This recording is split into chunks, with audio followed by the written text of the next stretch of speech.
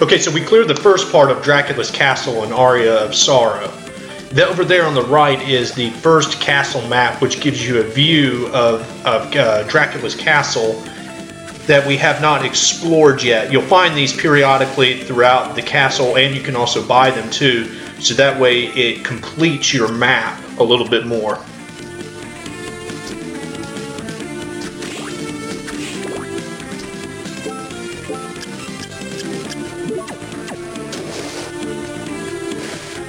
Oh, where's our killer fish?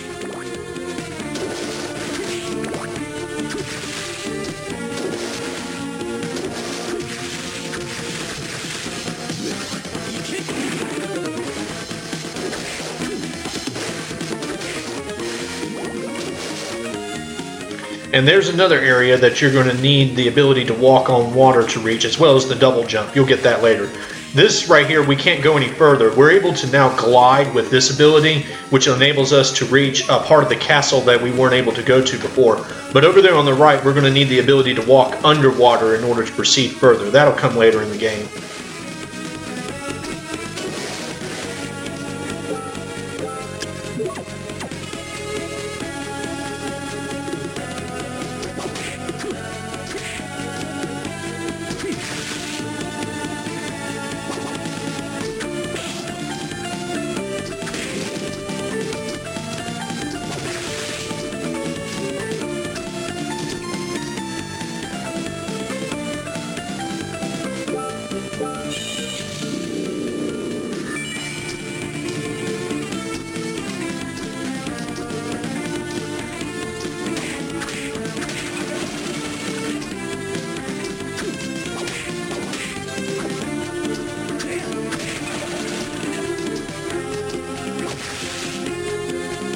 I love that spear, it's so useful.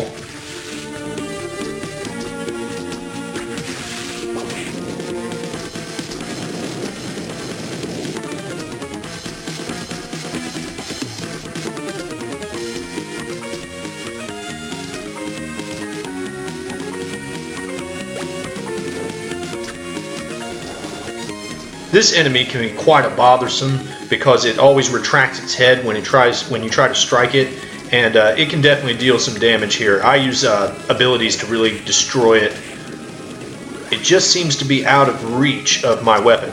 Okay, so here we've got another set of abilities that allow you to boost your stats. Here I got one that boosted my concentration. So what concentration does is that it boosts your MP recovery rate, and that's always important so that way you can continue using abilities more often without waiting for them to recharge, or in case if you're out of hearts. That also helps during boss fights.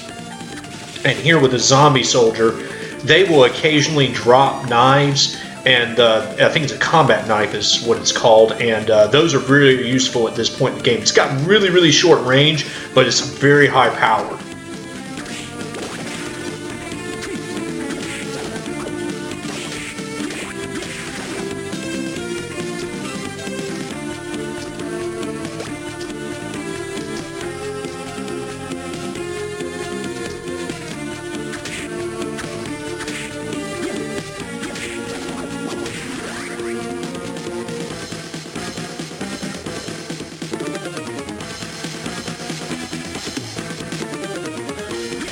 So in this part of the castle, you definitely want to take the top route first, so that way you can pick some items. If you go the bottom route, you'll proceed further and deeper into the castle and eventually run into the second boss.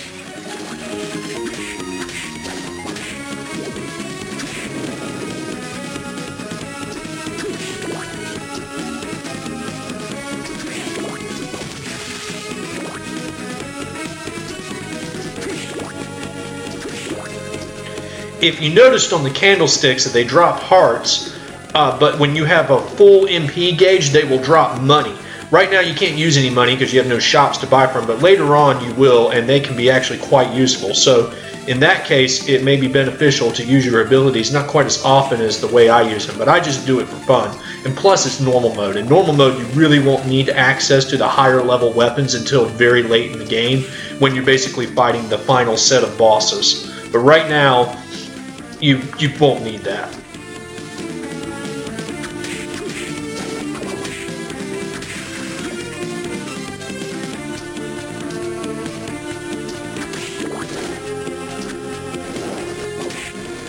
I hate those little buggers.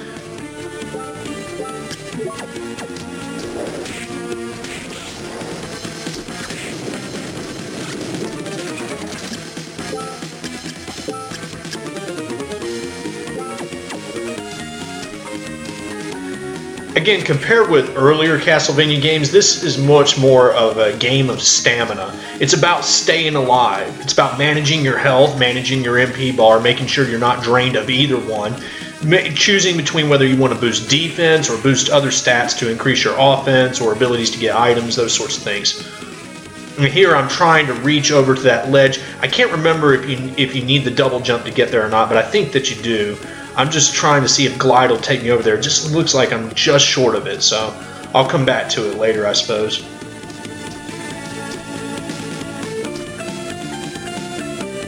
Still can't make it. Ah, well, forget it. Right there, you're going to need a, not even the double jump will reach that special armor. We'll have to come back when we're able to get the ability to super jump. That allows Soma to shoot straight up into the air like a rocket, but you won't get that until about midway to late in the game.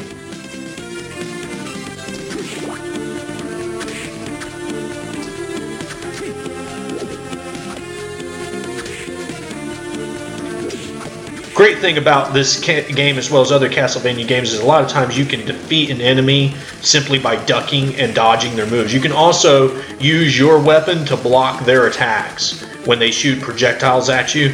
I use this sparingly though, because I typically want to use my abilities and get it over with. I usually run for the quick kill and very aggressive. And again, this is normal mode, so I'm not really interested in the difficulty of this game. When we get to hard mode, you'll find me using and employing different strategies to maintain my MP gauge bar, because I'll need that for the boss.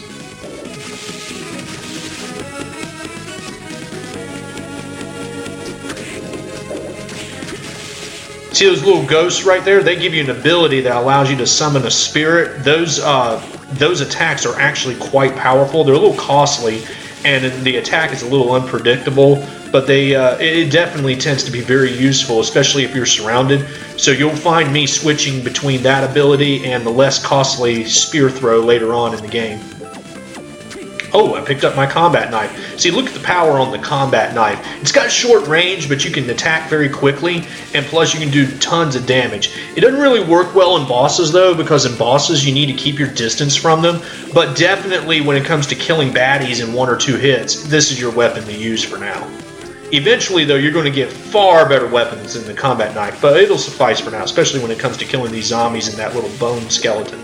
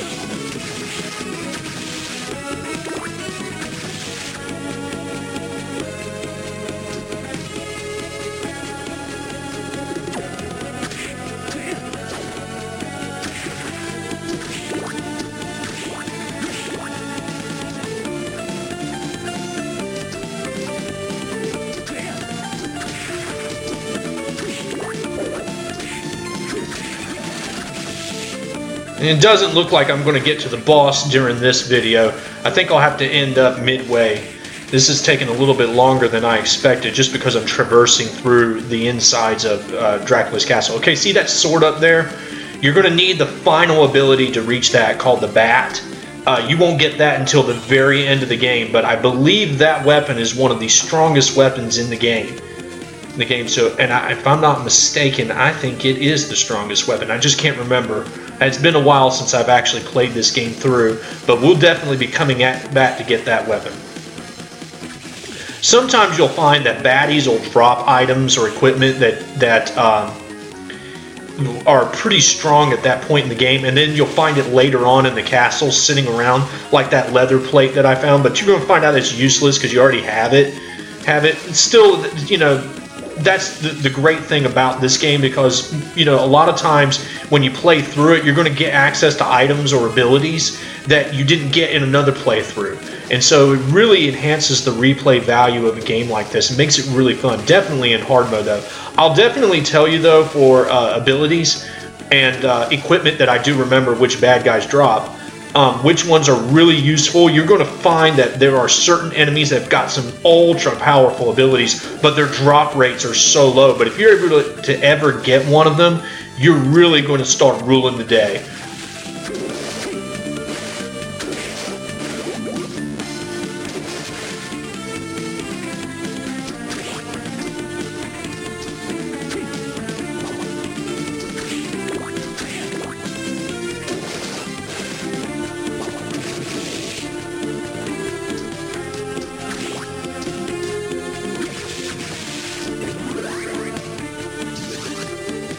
This is one of the less useful abilities in the game, simply because it takes so long for it to blow up. It's actually quite destructive, and so if you're able to fight certain stationary enemies, it can be useful, so that way you can stay out of the way and just pop a grenade and blow them to pieces. But you'll find that there are tons of abilities that are far better than that one. It's pretty much worthless in nearly all situations. This is Graham Jones. He's one of the main characters of this game. He tends to be the reason why Dracula's castle reappeared. I'm not going to spoil the story for you now. You'll see it as it comes along, but he's definitely, we're going to be running into him again over and over again, and you run into him near the end of the game as well. So you get a little bit more backdrop of the story now. Graham kind of fills you in the details of why Dracula's castle is here and why Soma is here and that sort of thing.